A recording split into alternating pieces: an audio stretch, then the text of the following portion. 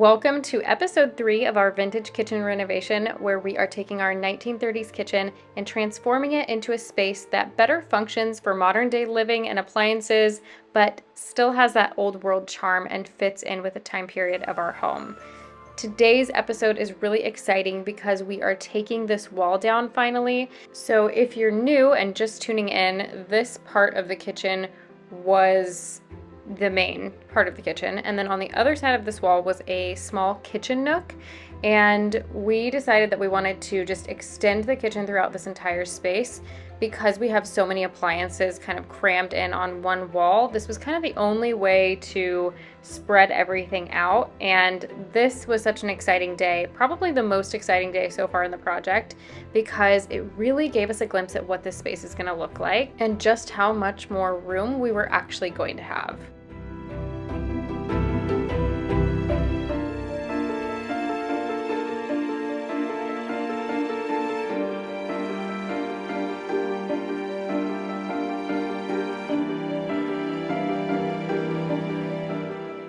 Because the refrigerator will remain in this same spot, we decided just to keep a portion of this wall since we would likely want to disguise the side of the refrigerator anyway. So it just made sense to kind of cut a portion of this wall and leave some of it in. And so you'll notice he took a saw to it to cut it, and there was drywall over the lath and plaster. So there was a bit of drywall removal and then pulling down the lath and plaster, which he is also doing to the ceiling. So much demo. This video actually packs about 5 weekends worth of work into one video. So it's pretty quick moving. I wanted you to see the process, but I didn't want you to get bored watching us kind of do some of these really repetitive tasks. So hopefully the pacing is okay for you and you can kind of get a grasp on what we're doing as we go.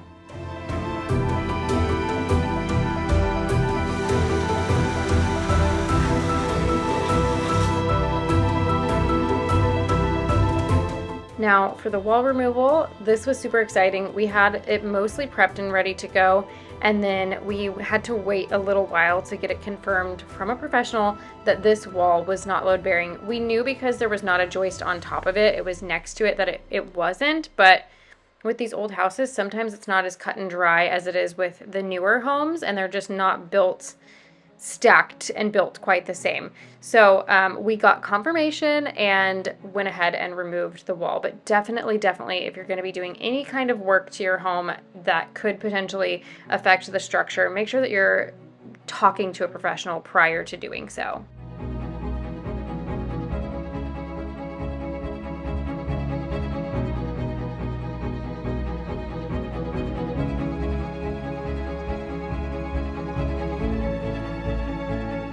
So if you remember in the last video, we removed a window from the kitchen area, so we're gonna have cabinets there, and on the other side of that window is the sunroom, which is all lined in cedar. So we need to finish up this patch. We've already got the pieces cut, and now we just need to paint them so that they match the rest of the room. I'm first going in with an oil-based primer and then using an exterior paint to finish the job.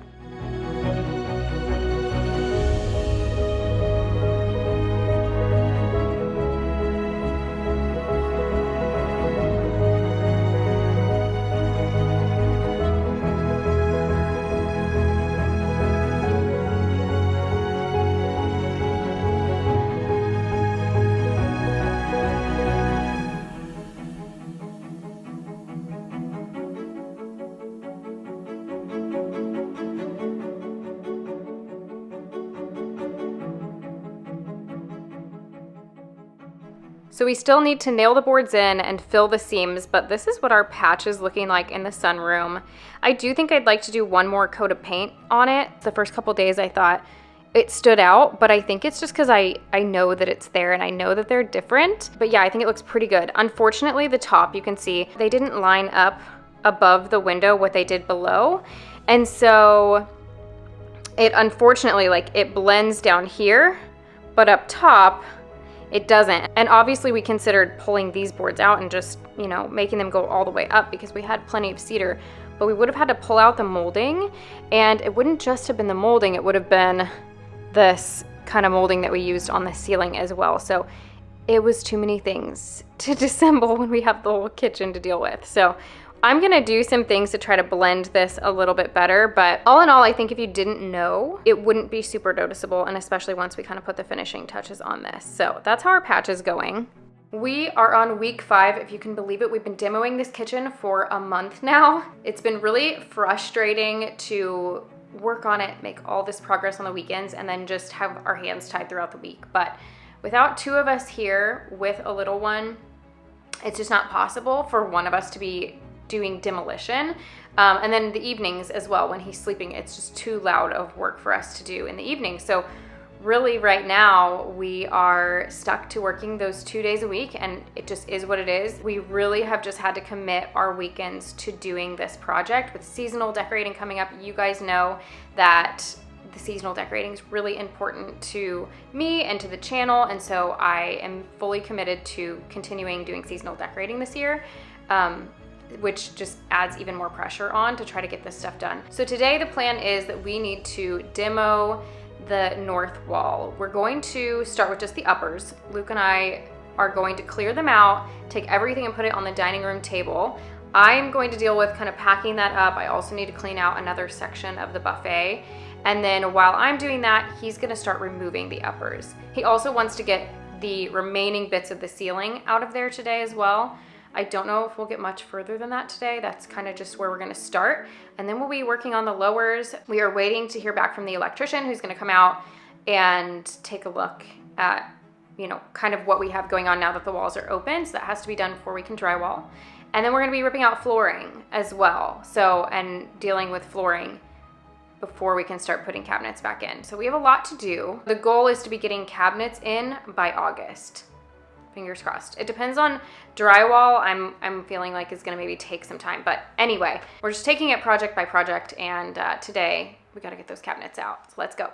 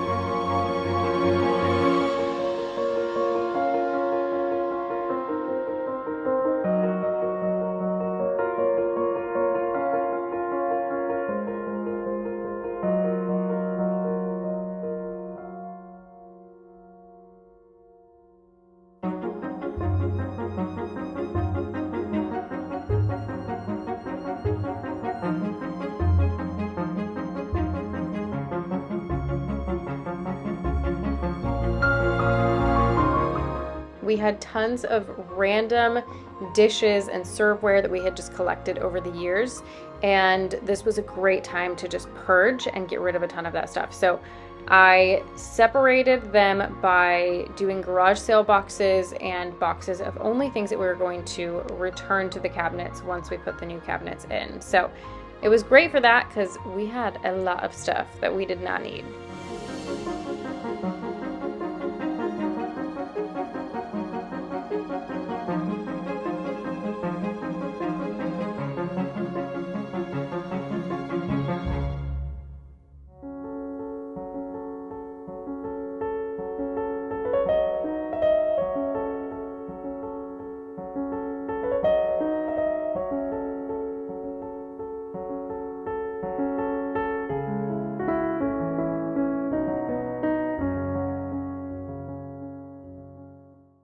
I got the most stunning piece on Facebook Marketplace, and I have to tell you the little story behind it because I always feel like it's interesting to tell kind of how we come about these secondhand finds. So, was scrolling through and I happened to see this wood carved mirror pop up, and I thought, wow, that's really beautiful. It's like a decorative mirror, so there's not like a ton of mirror to it, but it's obviously just like a decorative piece. I clicked on it to kind of read more about it and saw the size in the description. I thought, oh my gosh, this thing is huge.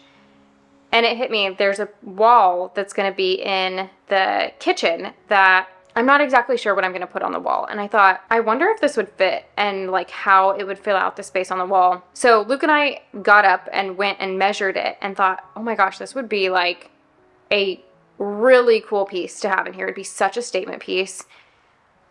It was $150. I think it was the next day or 2 days later, I went back to look at it because I had kind of plugged it into my mood board, and I'm like, I think this is one of the things that if I don't get it, I'm going to be thinking about it and I'm going to regret not getting it, and kind of always wonder, like, how would that have looked in here? Like I said, it would be such a statement. It would bring kind of the wood element over to that wall as well, which I really liked. And so I went to go message her, and I noticed she had changed the price of it to $100 instead of $150. And it had only been listed for like a day. So then I noticed she changed the title from wood carved to carved resin mirror. So I thought, okay, that's probably why they dropped the price. They realized it wasn't real wood. I went ahead and reached out anyway and just told her I wanted to see it in person. With it being resin, because I also thought it was wood initially, I wanted to see what it looked like if it, you know, gave the appearance of real wood. Of course, it was a holiday weekend that weekend, so we waited until the next week. And when I went in, it was actually at a warehouse that I had been to before to pick up my auction find that I got last year. And they're an estate sale company. They actually bought a huge lot from a local like high-end decor store that we have here that was selling off a bunch of inventory. And she said when she went to go pick it up, the lady said, that's an Uttermost. And apparently they both knew that this was like a high-end brand or a more expensive brand. And so she was like, yeah, I probably should be, like I should have listed it for more, but I didn't realize that it was an Uttermost until today when she went to go pick up the load of stuff. Long story short, I got a really great deal. When I looked them up, they go for nearly $500 and I got it for $100. Really cool piece. I'm gonna give you kind of a close-up of it. I need to clean it off a bit. I don't know how it's gonna look in the finished space. Is it going to look the way I want it to? Is it gonna stay there? I don't know, but when you're kind of thrifting for a space, you really have to like do it over time. And because I really want it to look mostly completed by the time we're done with this renovation, I'm keeping an eye out for things now. So here she is. It's the length of my table in here. So it's a little over 6 feet tall, or long, I guess you could say. We are gonna, in the kitchen, it would be hanging up vertically. But yeah, one of the things I really like about it, and I don't know if you can tell, but the mirror part is antiqued, which I love that. But yeah, it is a resin, not a wood, so you can definitely kind of tell when you get up close, but really from far away it looks like a wood. It has been, like I said, in a home decor store, so really well taken care of, and it's a beautiful mirror. For $100, I don't have a lot of complaints.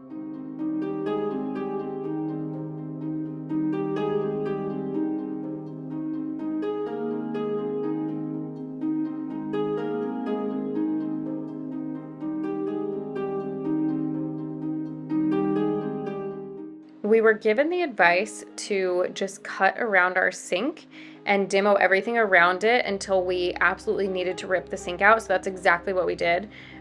We just quite literally cut around it so that we had access to the sink for as long as possible. And it was the very, very last thing that we demoed.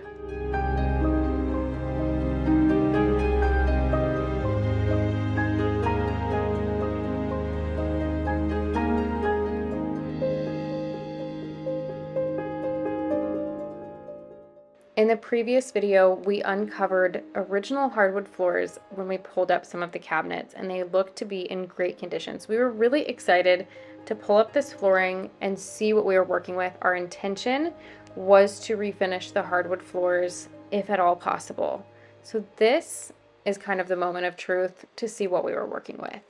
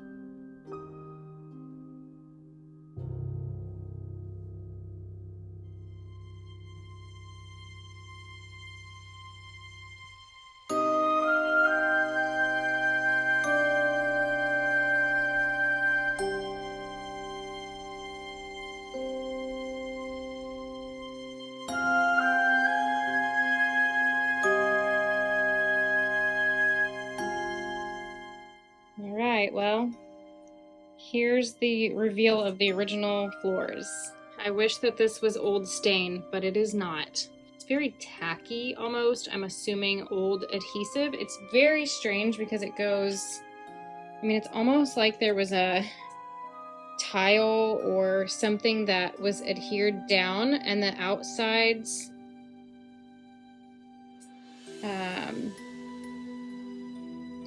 I really don't know. I don't know exactly what is going on here, but even if, because this will scrape up, so you could technically sand it, I'm sure, you'd go through so much sandpaper because it's gunky.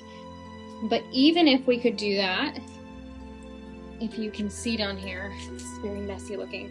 There are nails that have been put in all through this and staples. I don't know if they were trying to make the floor quieter underneath or what, maybe before putting down the new hardwoods, but I mean, these aren't salvageable. So we pulled it up over here. We went ahead and removed the flooring over here as well. Put the appliances back. I need to wipe everything down. This is the moment where I'm realizing, like, this is no longer going to be a clean, like, we're not able to keep this near as clean as we've been able to. But we decided just to leave the blue down for now because we have a couple of weeks before the drywall guys come. We're going to figure out what the heck to do with the flooring. So we'll remove this right before they come. And yeah, in the meantime, the boys went outside to go swimming. And I'm going to go look at some flooring options. So that's where we're at.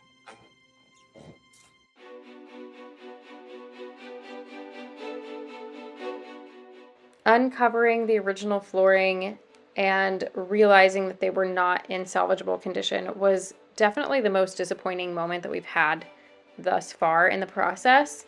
And removing these hardwood floors was utterly exhausting. It was backbreaking work because they use so many nails to silence the floor. We literally had to splinter out a good portion of these floors, and you'll notice that like half of the floors I was easily able to remove while Luke was literally chipping away. I would say about half of the kitchen, if not more than half of the kitchen, was nailed down in a way that it was incredibly difficult to remove. But as sad as this process was to do, I was so happy when it was done. And a good tip, though, was to go ahead and use a saw to cut them so that your boards aren't as long and you can kind of work in sections. So that was super helpful for us.